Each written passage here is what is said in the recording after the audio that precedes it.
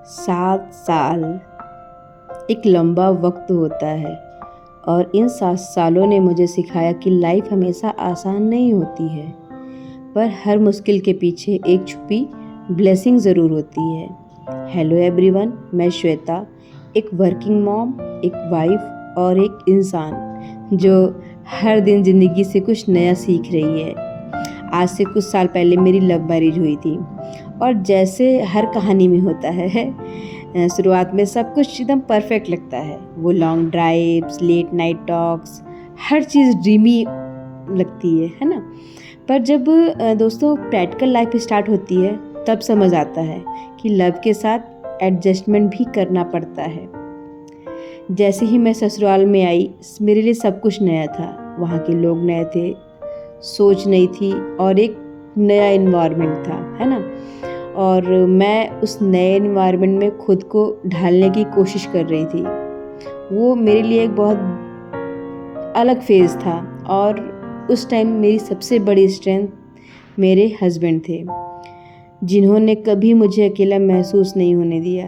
हर step पे उन्होंने मुझे समझा, सपोर्ट किया और खुद से ज़्यादा मुझ पर विश्वास रखा।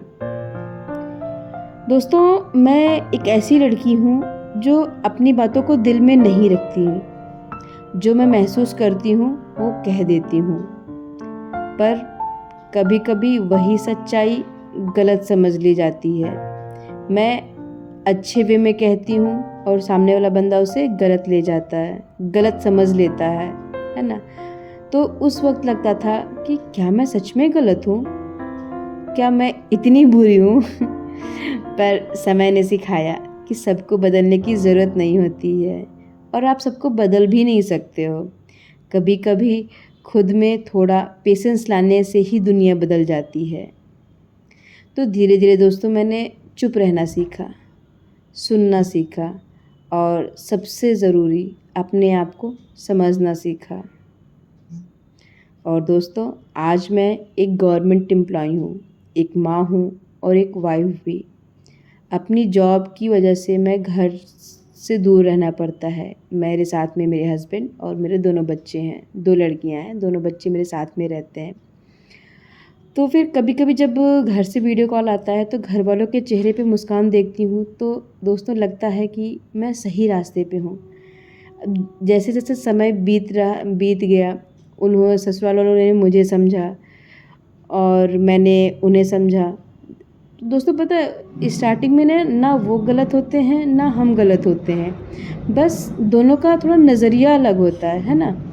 उन्हें हमें समझने में थोड़ा टाइम लगता है और थोड़ा टाइम हमें भी उन्हें समझने में लगता है। वो क्योंकि वो अलग माहौल के रहते हैं और हम अलग माहौल से आए रहते हैं, तो हमें लगता है कि हमारा माहौल सही है और उन्हें लगता है कि वो सही है, जबकि दोनों ही अपनी अपनी जगह पे सही होते हैं दोस्तों। तो ज़िंदगी ने मुझे बहुत कुछ सिखाया है ना। तो अब ज़िंदगी ने मुझे एक नया मौका दिया है अपनी कहानी लिखने का और मैं उसे लिख रही हूँ अपनी पूरी सच्चाई के साथ में, है ना। अपनी एक्सपीरियंस, अपने अच्छे एक्सपीरियंस, अपने बुरे एक्सपीरियंस मैं आज आपसे थोड़ा बहुत शेयर कर रही हूँ। इन 7 सालों में मैंने ये सीखा कि लाइफ में हर फेज़ कुछ ना कुछ सिखाता है। कभी लोग सिखाते हैं, कभी हालात और कभी सिर्फ खामोशी।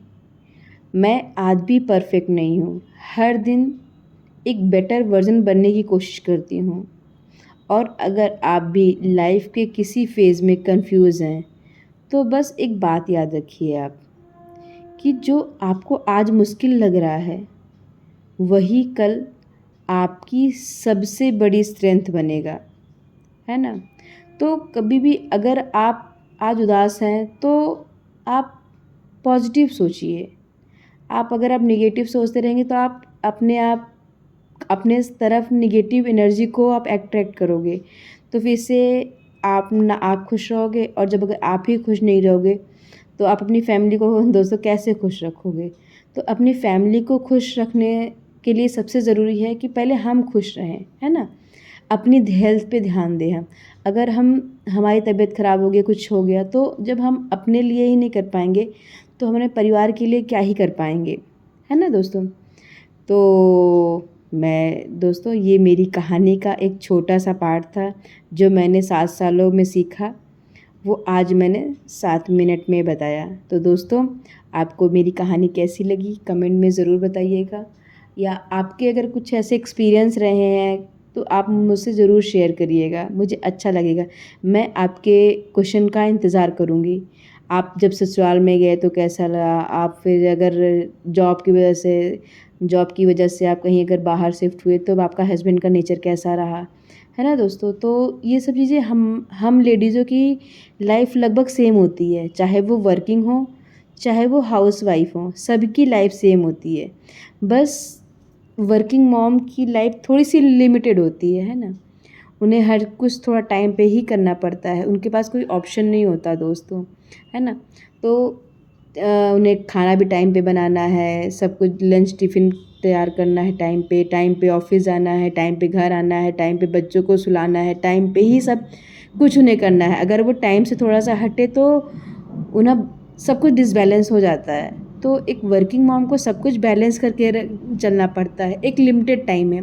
और वहीं जो हाउसवाइफ होती हैं वो तो हमसे 10 गुना काम करती हैं, उन्हें तो ये सारे काम करने होते हैं, बट उनकी कोई लिमिटेशन नहीं होती है दोस्त फ्रेंड्स।